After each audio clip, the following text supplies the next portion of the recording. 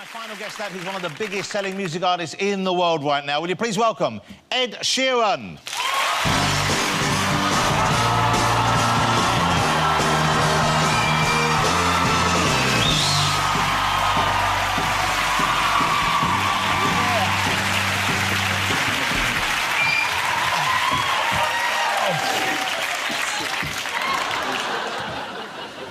I might be a bit heavier than that, look. It's great to have you here. I loved hearing you at the top of the show. I can't wait to hear you perform a whole song live again. But this has been an incredible year or so for you, I guess. Well, this is the kind of pinnacle of it for me. Like, honestly, I've been watching your show since a very young age, and it was quite weird when you walked in earlier, because I have an old science teacher that really had the same mannerisms and kind of same facial kind of thing as you. Very handsome, very charismatic. Of course, yeah. So when you walked in, I just assumed I knew you, because obviously I'd grown up watching you on TV, and my science teacher was like that as well. But yeah. Hold it. When you say your science teacher was like that as well, I brought a picture of him.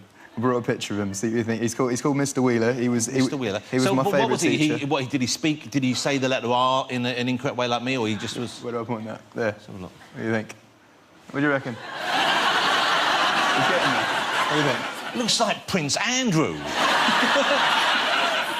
He's a good lad. Well, that's nice. It's lovely to meet you as well. And I'm thrilled your success is such a kind of like a modern story, isn't it? Someone who did their own music and then you put it out there, and it grew pretty naturally, didn't it? The following you had kind of grew just from people talking to each other, word of mouth. Yeah, it's a very weird thing. Like, the internet has been a pretty integral part, but also as much as the kind of live thing is. So, like, as I was doing shows and kind of after shows, I'd like just be selling CDs out of my rucksack and stuff like that, and then like that night people would kind of share it online and give it to their friends, and it would just kind of build this little community. So by the time that it came to a lot of labels offering deals, I was already selling out shows around the country. Wow. and kind of already selling independently quite well. So it was good to kind of have that foundation. It must feel kind of unreal, though, your life in the last couple of years, because you've gone from playing in small venues and taking your own CDs along the same afterwards to hanging out with the people you grew up listening to, I guess. I mean, like doing the Brits, doing the closing Olympic ceremony. Well, actually, one of the when I did the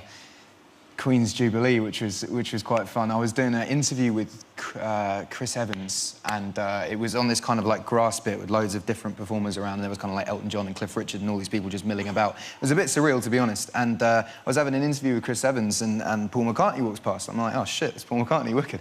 And Chris Evans was kind of like, oh, you should go up and say hi to him. And I was like, I didn't really want to be that sort of person that just walks up to someone, shakes their hand, takes a picture and buggers off. Like, I actually wanted to kind of sit down with him and properly talk. So, yeah, we carried on conversation, me and Chris Evans, and then suddenly I get a tap on my back and I turn around and it's Paul McCartney there, and I'm like, you all right?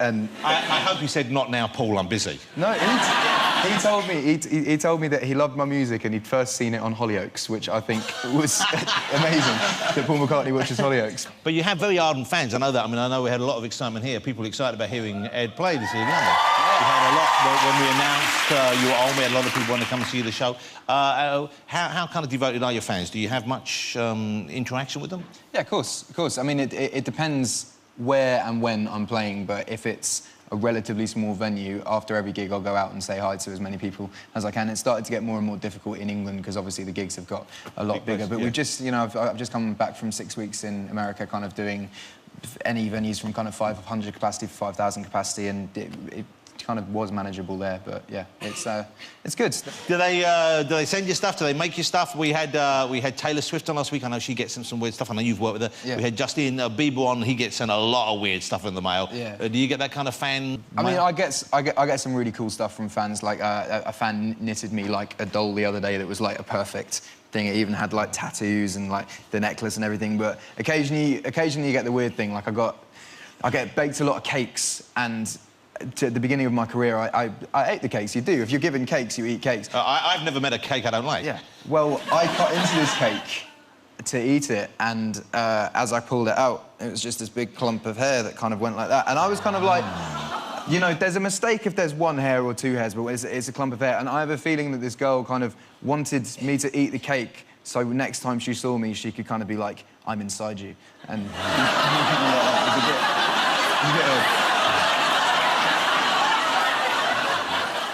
I can't tell whether he's enjoying that or not. I don't know what that face is. I'm the one who gave him the cake. He's angry with you. You didn't eat him. He's still outside of you. Hey, here's an exciting thing I heard, is that, and is this true, that, have you heard of the chicken restaurant Nando's, ladies and gentlemen?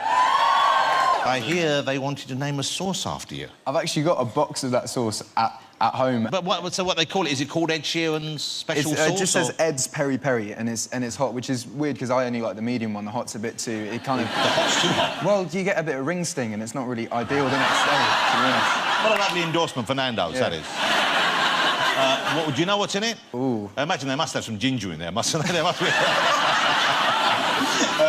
Yeah, I think just like sprinkles of happiness and stuff like that. Oh, that's nice. Rainbows of happiness and a little bit of a mad person's hair. Great to have you here. You're going to perform for us. What song are you going to do for us this evening? I'm going to play a song called Give Me Love. You're going to go and play for us. It's Ed Sheeran, ladies and gentlemen. You go out and get yourself ready. Great to meet you, dude. Thank you for coming on the show. Mr. Ed Sheeran.